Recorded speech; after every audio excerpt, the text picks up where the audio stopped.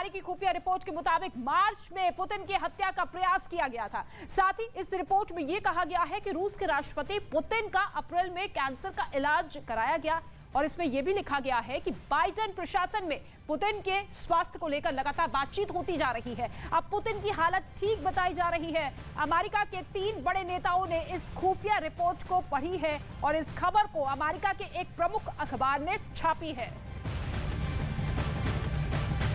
तो मार्च में मारने का प्रयास हुआ। जो रिपोर्ट सामने आई है यूएस खुफिया रिपोर्ट के हवाले से ये जानकारी सामने आई है कि पुतिन का कैंसर का इलाज हुआ और इसके साथ ही उन्हें मारने का प्रयास भी किया गया।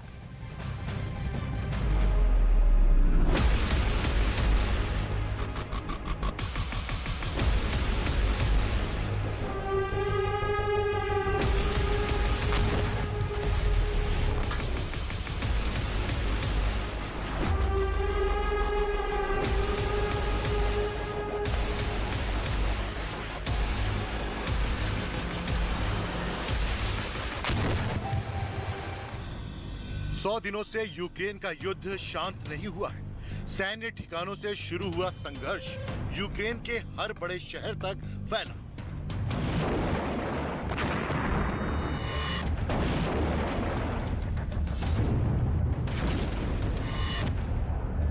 सौ दिनों के युद्ध को बारीकी से देखें तो युद्ध की शुरुआत से ही रूस की फौज एक ही स्ट्रेटजी पर काम कर रही है।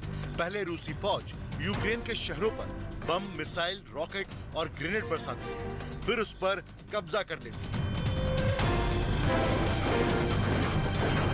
यूक्रेन की फौज कभी रूसी काफिले पर आसमान से बम गिराती है, कभी लेटेस्ट रॉकेट लॉन्चर से रूसी टैंक को तबाह करती है। कई मौकों पर यूक्रेन की फौज आमने सामने की लड़ाई करती दिखी। कभी वो छापामार युद्ध से रूसी फौज को चौंकाते दिखे। लेकिन रूसी सेना के कदम पिछले 100 दिनों में थमे नहीं और ऐसे में युद्ध से हो रहे महाविनाश के पीछे शुरू हुआ है एक दूसरे के खिलाफ सीक्रेट प्लान। रूस के राष्ट्रपति पुतिन की 6ठी बार हत्या की कोशिश हुई।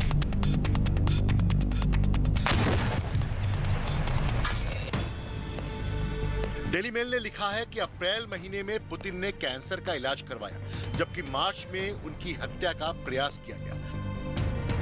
न्यूज़वीक ने सुर्खियां तो पुतिन के कैंसर के इलाज की लगाई, लेकिन अपने आर्टिकल में अमेरिकी खुफिया एजेंसी के हवाले से खबर छापी है कि मार्च महीने में पुतिन की हत्या का प्रयास किया गया। अखबार ने खुफिया एजेंसियों के हवाले से दावा किया है कि पुतिन ने अप्रैल के महीने में एडवांस कैंसर का इलाज करवाया है, लेकिन अखबार ने यह नहीं बताया कि पुतिन के कैंसर का इलाज कहां, किस डॉक्टर ने पुतिन का इलाज किया, पुतिन की कैंसर की बीमारी कितनी। रूस में तख्ता पलट का दावा किया। साथ ही MI6 के पूर्व चीफ ने यह भी कहा कि तख्ता पलट की तैयारी के अटकलों के बीच विद्रोह को टालने के लिए पुतिन को सत्ता से दूर किया जा सकता है। इतना ही नहीं, रिचर्ड डियरलॉग ने दावा किया कि अगले साल तक पुतिन की कुर्सी छिन सकती है और उन्हें गिरती सेहत के बहाने ऐसी जगह भेजा जा सकता है जहां गंभीर बीमारियों का इलाज किया जाता है। और उनके इन दावों का समर्थन MI6 के ही एक पूर्व एजेंट ने भी किया, जिन्होंने पुतिन के न सिर्फ बीमार बल्कि बहुत बीमार होने का दावा किया। Clearly he is seriously ill. I mean, how terminal or incurable it is not clear. Whether it's cancer or Parkinson's, it probably is, but we can't be entirely sure. But it's certainly having a very serious impact on the governance of Russia.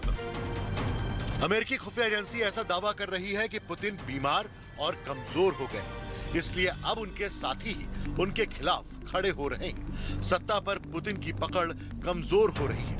रूस के अंदर मतभेद अब बढ़ते जा रहे हैं। तभी पुतिन की हत्या की साजिश तक का प्लान बन रहा है।